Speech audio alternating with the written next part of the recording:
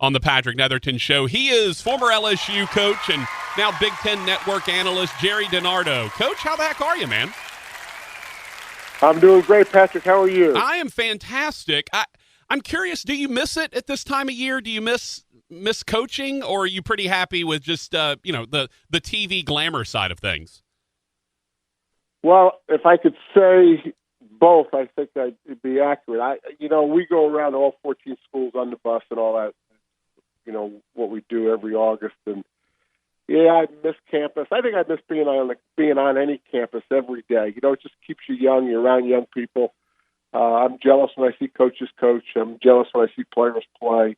But I'm pretty fortunate to do what I do. But I don't know that there hasn't been a day out of coaching that I haven't missed it. It's just, I think no matter what you do, Patrick, and what I'm doing, I love. But nothing comes close to being around young people and coaching, in my opinion. Well, the good news is you don't get a lot of 3 a.m. phone calls from campus police or a director of ops. Someone's gotten in trouble. I mean, at least you don't have to deal with that stuff anymore.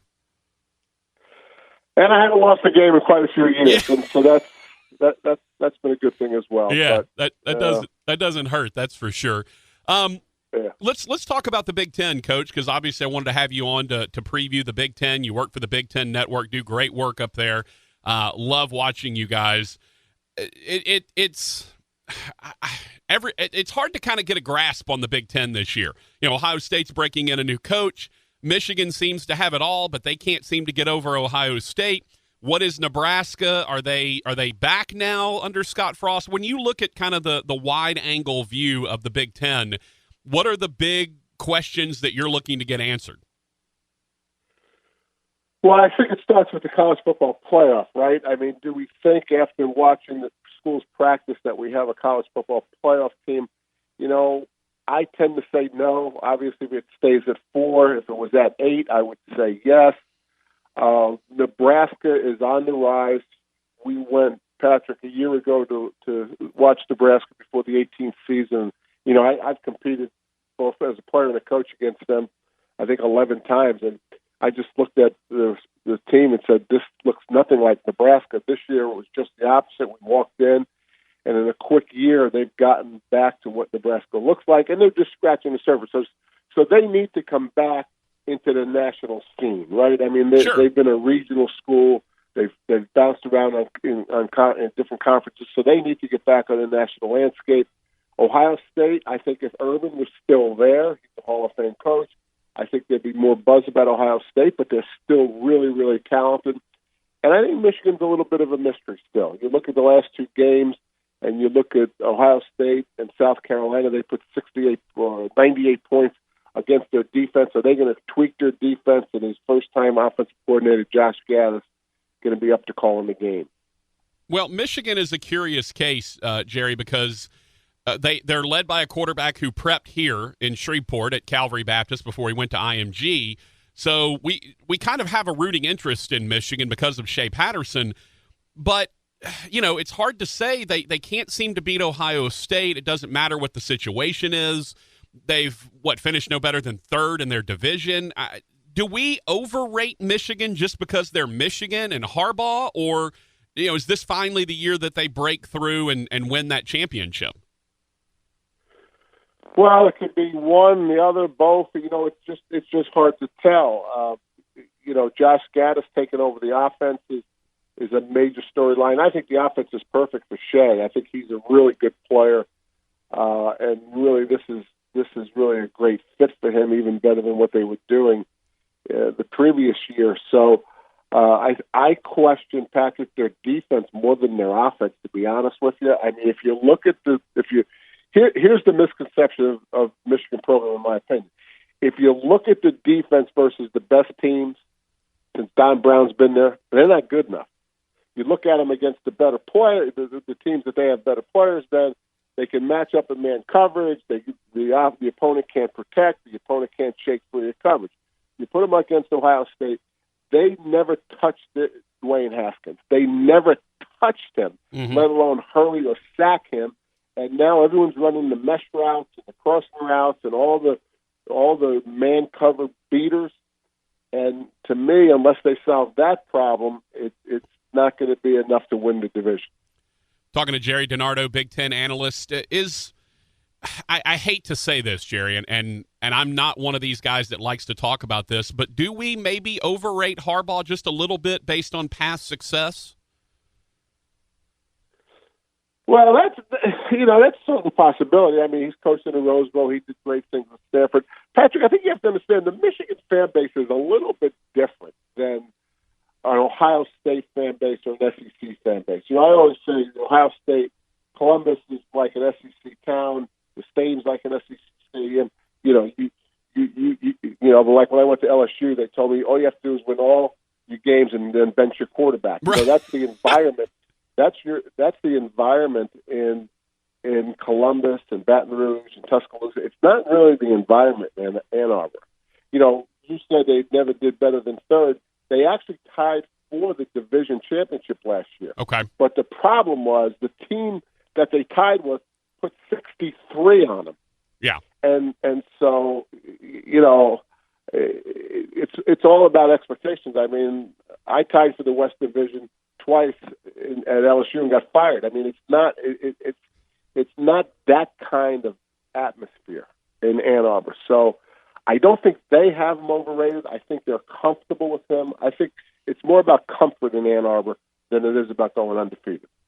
Talking to Gerry Dinardo, analyst for the Big Ten Network. All right, Jerry, so Nebraska, Michigan, Ohio State, those seem to be kind of the teams that everyone's talking about, the buzz is around. Who out of that, the rest of the Big Ten, do you think might have a chance to jump up and surprise some folks? Well, Michigan State, Patrick, and for this reason, I think Michigan State, Wisconsin, Iowa, because of the way they play offense, are great studies for your listeners that are X and O people. Michigan State had one of the best defenses in the country last year. They won 7 games. Because nowadays, if you have a great defense and you're not explosive on offense, you could actually only win 7 games. I think they're going to evolve some offensively. Okay, I think the formula right now that people are using that are most successful is good defense. Obviously, they want a great defense, but if they're good on defense and they're explosive on offense, they can win a national championship. So I look at Michigan State and I look at their defense. All their returners, most of their returners come back this year. They should be even better than they were a year ago, unless they got the fathead. Okay, if they don't have the fathead, then they're going to be in great shape, and they're going to evolve offensively. So if they can put that combination together, they could be a surprise team. Going into the bus tour, I thought Penn State was going to be the surprise team. Coming out of the bus tour, I thought Michigan State would be the surprise team. It's interesting to me to watch the evolution of offense, and obviously you were an offensive guy. What's that been like for you watching these innovations from, Rich Rod kind of started the hurry up, no huddle stuff, the tempo stuff when he was in a JUCO, and then carried that over to Tulane, and next thing you know, now we got guys, the RPOs that become the in vogue thing. What's that been like watching the evolution of offensive football in college? For me, Patrick, that's what it's all about. I mean, I'm just fascinated with the schemes. Like, we'll go to practice and someone will say, hey, did you see so-and-so? I probably shouldn't say this, I can get fired, but maybe my bosses aren't listening. But, I don't even know who so-and-so is sometimes. I mean, I'm so interested in the schemes. Right. And I was someone who made a prediction years ago that no spread team would ever win the national championship in the next 7 years. I missed it by 1 year. Okay.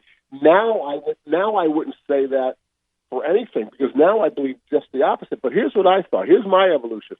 If you can have the best players in the country, Ohio State, Alabama, whoever you want to put in that bag, you can win the national championship with a pro formation team and great defense.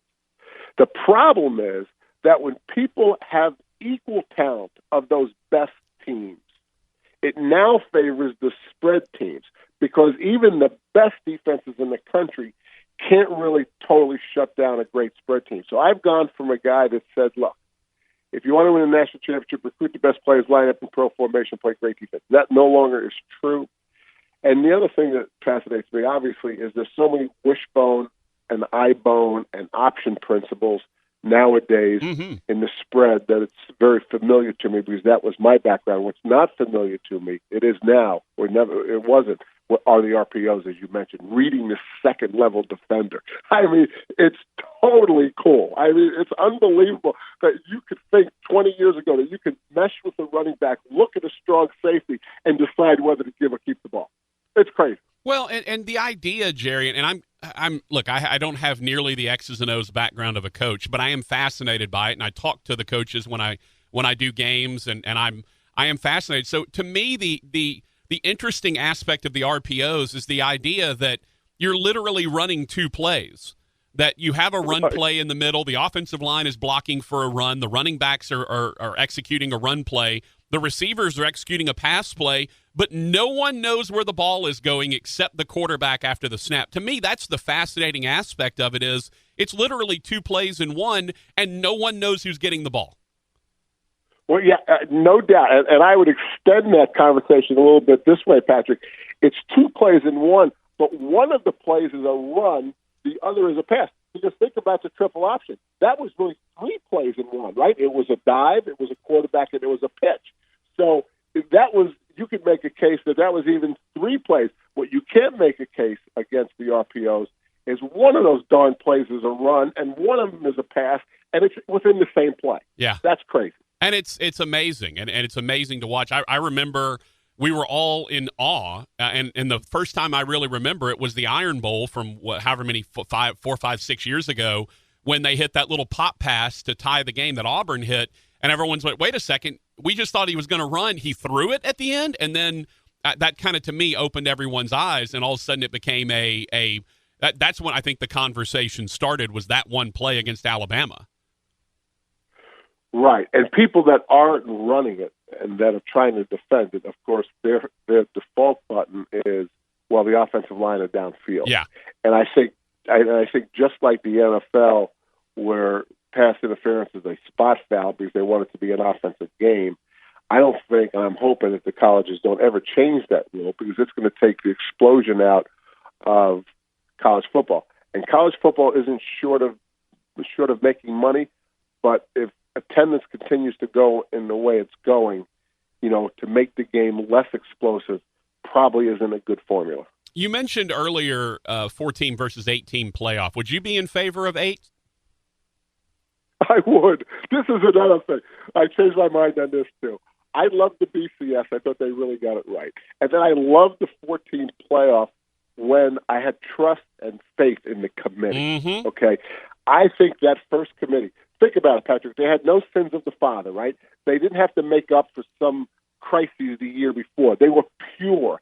They didn't have to defend a previous position by letting the previous position come into their decision of the present, okay? Now they're trying to make up for the group of 5. They're trying to make up the SEC, the Big Ten, the Pac. They've got all this pressure. Plus, honestly, that is such a hard job that some of the best people are turning it down, because the people I've talked to that have been on the committee, it consumes you. I mean, if you want to do a good job, you're like a coach. You're studying tape. You can't do another job. So I think right now, instead of saying it's not a quality committee like it was, I do think the original committee was the best. And I'm not trying to be negative about this committee, but I think the job is too hard now. I think even if you took that first committee way back when, 5 or 6 years, whatever it's been, and put them in that room nowadays, it's still too hard to pick the 4 best teams, because it's become too difficult. If you go to 8, Patrick, then in fact it's an easier impossible job. Here's the other thing I did. I went back last year and looked at all of the first 4 or 5, whatever it was, and I looked at their final 6 rankings, 1 through 6. Mm-hmm. Every conference in the country was represented. In fact, there were times when the Big Ten had 3, the SEC had 2, several times.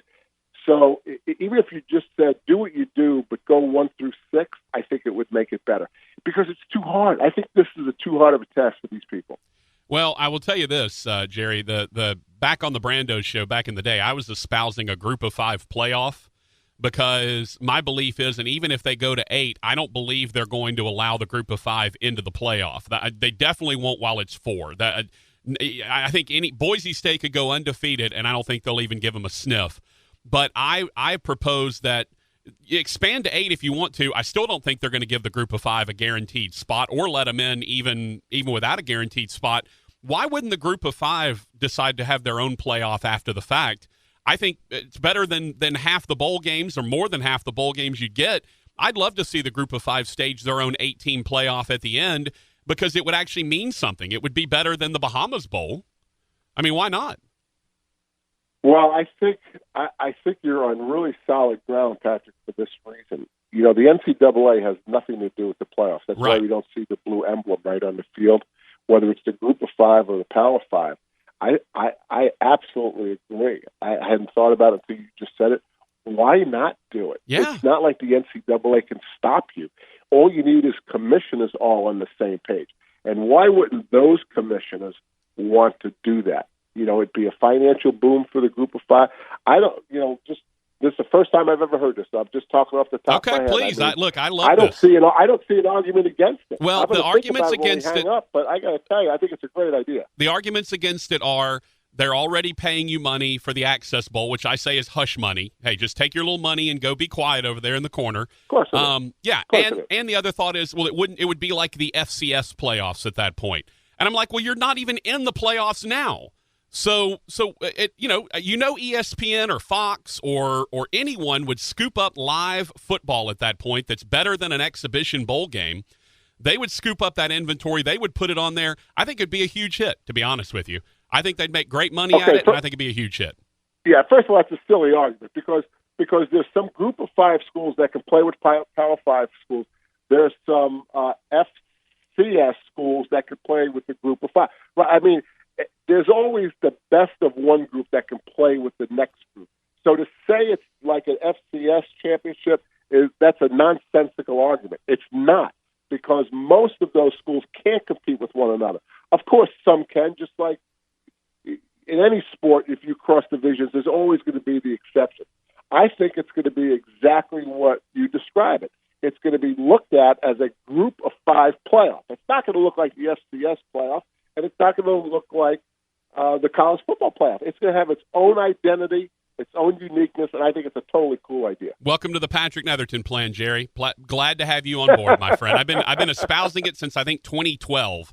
And I'm finally getting people on board, and I welcome you, and feel free to tell all your friends all about it. Can't wait to have it done. Coach, I've taken more than enough of your time today. I really do appreciate you stopping by and giving us a preview of the Big Ten and chatting with us a little bit. And looking forward to a great season from you guys this year. Appreciate it, Patrick. Thanks for having me. All right, Gerry Dinardo. Good stuff, man. And he's on the Patrick Netherton plan for the Group of 5 playoff. I've converted another. I love it.